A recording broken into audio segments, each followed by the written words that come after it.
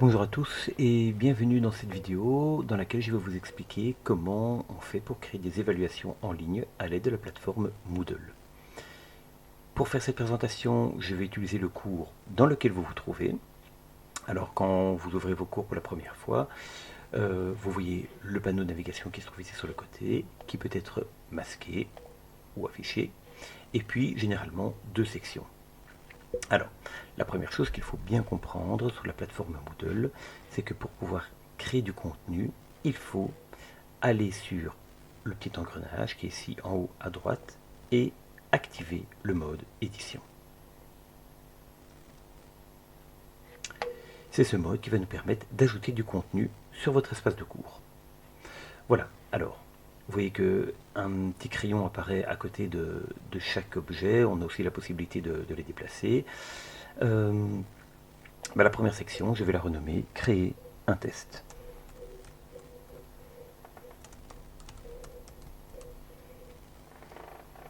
Enter pour valider. Voilà. Une fois que j'ai créé le titre de cette section, je vais maintenant aller ici dans Ajouter une activité ou une ressource. Je clique là-dessus et un menu s'affiche. Dans ce menu, j'ai des activités. Les activités, ce sont les contenus que les élèves sont amenés à exécuter. Ce sont des actions qu'ils peuvent faire sur la plateforme, comme par exemple un sondage, rentrer un devoir, participer à un forum, ou ici un test. Tandis que en dessous, les ressources, ce sont des objets que les élèves vont pouvoir simplement consulter. Des images à regarder pour les galeries d'images, un livre à lire, une page internet à lire, un dossier avec des fichiers dedans. Donc voilà, ici nous allons créer un test. Quand on clique sur un contenu, on a une description qui s'affiche sur le côté. Donc voilà, j'ajoute mon test. Bien. Ce test, premièrement, il faut lui donner un nom. Alors pour mon exemple, je vais prendre les philosophes de l'Antiquité grecque.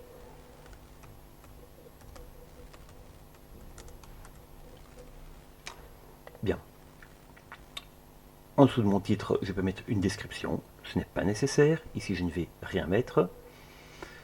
Ensuite, on voit qu'il y a énormément de paramètres que l'on peut régler pour un test. Il n'est pas nécessaire de régler tous ces paramètres. Vous pouvez les laisser tels quels, prendre les paramètres par défaut. Je vais néanmoins commenter les plus importants. Partie du principe que si vous avez envie de réaliser quelque chose de particulier, ces options vous le permettent certainement. Premièrement, le temps.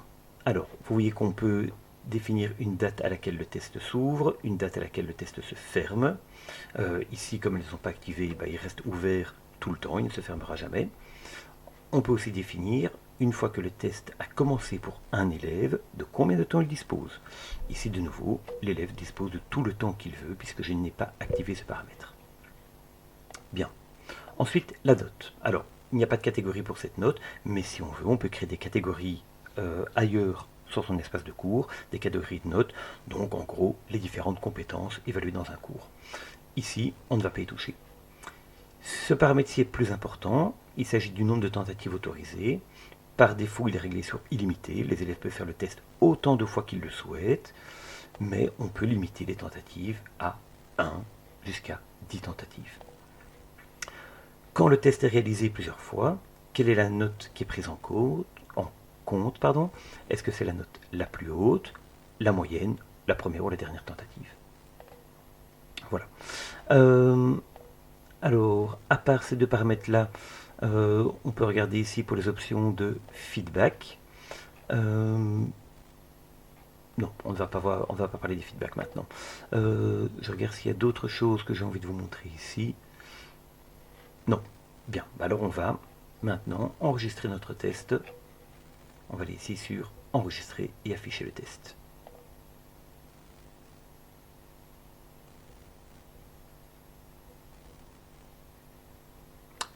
Voilà, notre test est ici. Il n'y a encore aucune question qui est ajoutée dans le test, c'est marqué là. C'est ce que nous allons commencer par faire. Nous allons modifier le test. Alors, quand je clique sur modifier le test, j'arrive sur la zone où je peux créer mes questions. et vous voyez qu'il est marqué ici, voilà, à droite, en petit, ajouter. Donc nous allons ajouter une question. Quand on clique sur ajouter une question, on voit s'afficher le menu des questions. Vous voyez qu'il y a plein de types de questions qu'on peut poser. Alors, toutes celles du bas, les questions Wiris, c'est des questions pour maths et sciences, c'est marqué dessus. Les questions Code Runner, c'est pour l'informatique, Formule, c'est pour les sciences et les maths, GeoGebra aussi. Le reste peuvent être utilisés pour pratiquement tous les cours. Un choix multiple, un vrai ou faux, un appariement, ça parle tout seul. Réponse courte, c'est quand on doit répondre juste un ou deux mots. Par exemple, qui a gagné la bataille de Waterloo, les Anglais ou les Français? Et donc voilà, on doit répondre l'un ou l'autre, mais il n'y a pas de choix proposé aux élèves. Question numérique, de nouveau, on attend un nombre. Une composition, mais ça c'est une question qui doit être évaluée par le professeur. Ça c'est vraiment le type de question le plus ouvert où les élèves vont écrire un texte comme réponse. Voilà, ensuite il y a encore des questions d'appariement, des questions calculées, tout ça c'est plus pour les cours de maths et les cours de sciences. Bien, alors on va commencer par un vrai ou faux, c'est le plus facile. Alors, chaque question doit avoir un nom. Donc ici, naissance de Platon.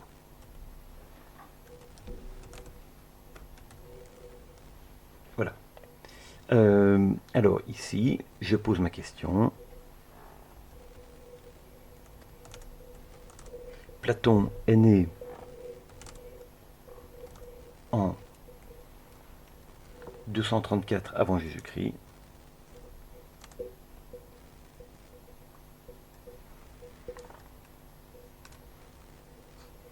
Alors, une fois que, donc ici j'ai posé ma question, enfin c'est plutôt une affirmation que je donne puisqu'il s'agit d'un vrai ou faux, j'ai ici la possibilité de donner un feedback général. Le feedback général, c'est le retour, l'information que les élèves recevront à la fin du test, qu'ils aient répondu valablement ou non à la question. Donc c'est toujours bien de donner un feedback général.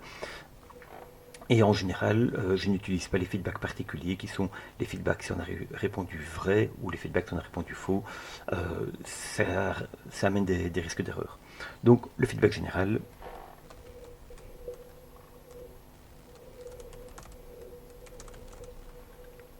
Platon est né en 428 avant Jésus-Christ.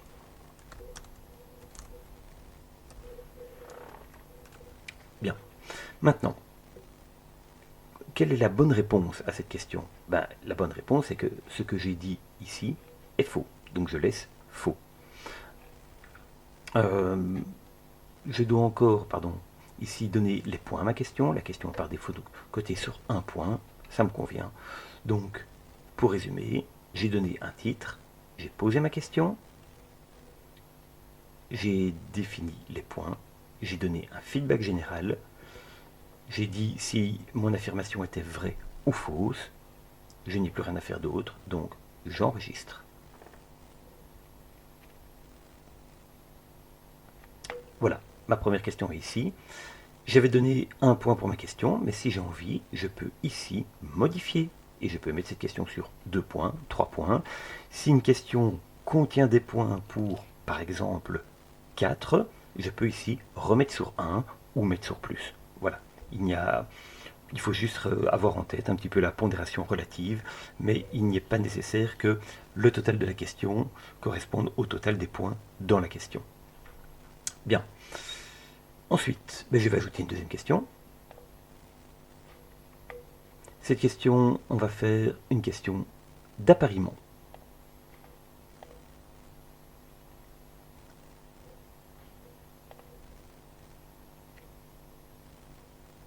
Alors, cette question servira à reconnaître les illustrations des grands philosophes.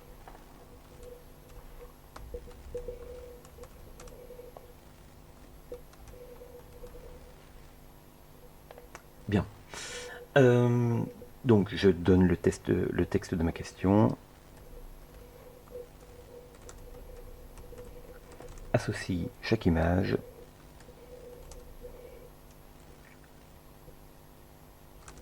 à son propriétaire.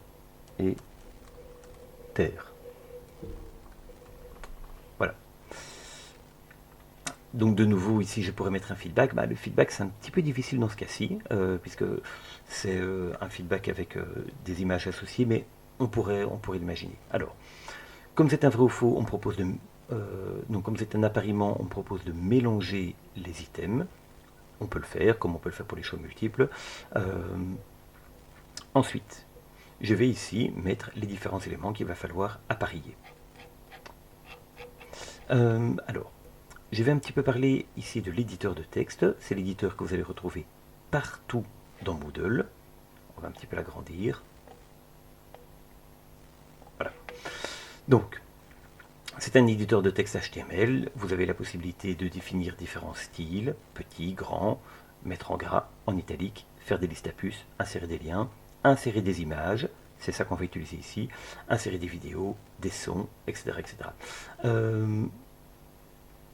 Vous voyez que ici, chaque fois que je passe sur une icône, on me donne son contenu. Ici, à l'avant du menu, il y a une petite flèche qui pointe vers le bas et qui vous donne accès à d'autres possibilités, souligner, barrer, indice, exposant, aligner à gauche, centrer, à droite, mettre le texte en indentation. Alors ça c'est plus pour les profs de maths et de sciences, mais la possibilité d'insérer des équations. Voilà. Ici, on a un éditeur d'équations. Créer des tableaux, etc. etc.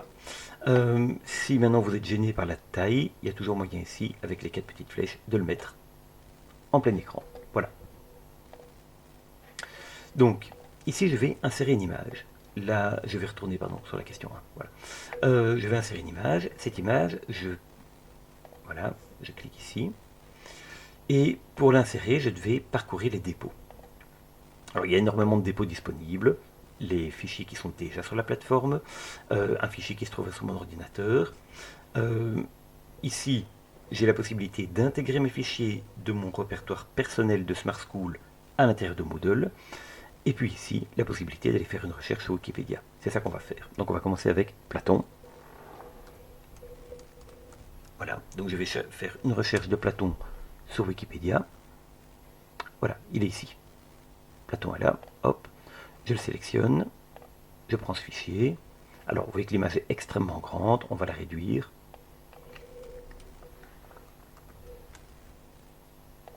Voilà, l'image est réduite. La description n'est pas nécessaire, je ne la mets pas, donc je peux enregistrer. Voilà, mon image est ici. Quelle est la réponse qui va avec celle-là? Platon. Je fais la même chose pour une deuxième question. Voilà, hop, pardon, je vais parcourir les dépôts. Sur Wikipédia, je vais chercher Socrate.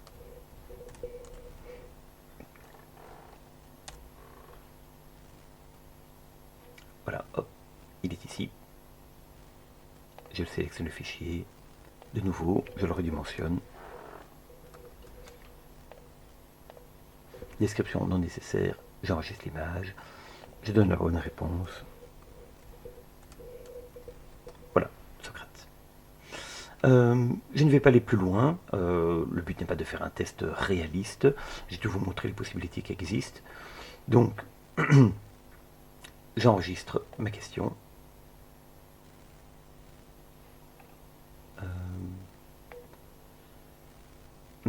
Voilà, on m'oblige à mettre une troisième question. Donc, je vais aller chercher alors Aristote.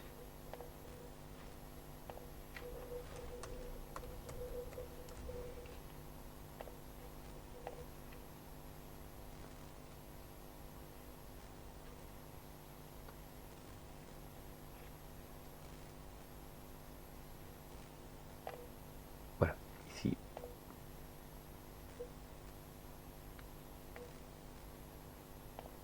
Hop, on la redimensionne.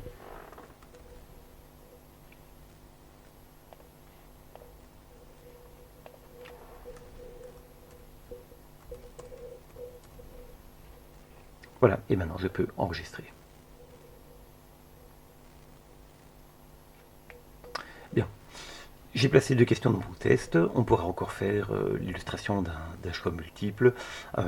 Mais le mieux, évidemment, c'est que vous exploriez un petit peu les différents types de questions. Voilà, donc j'ai ici des questions qui me rapportent chacune un point, mais néanmoins, je laisse mon test sur 10 points. Le calcul se fera automatiquement. On enregistre. Voilà. Alors, je vais maintenant retourner sur mon cours.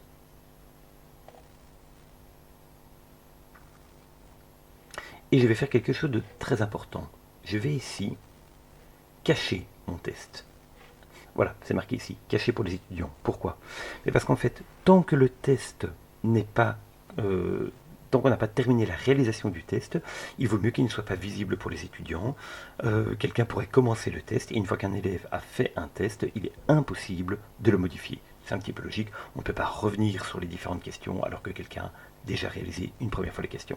Voilà, une fois que mon test pardon, sera terminé, à ce moment-là, je le mettrai ici en visible pour les étudiants. Bien, j'ai réalisé mon test, je vais sortir du menu édition et j'ai ici maintenant dans mon Moodle une première section avec un premier test. Je vais dans une vidéo suivante vous montrer comment est-ce qu'on fait pour avoir accès aux résultats des élèves pour ce test-ci.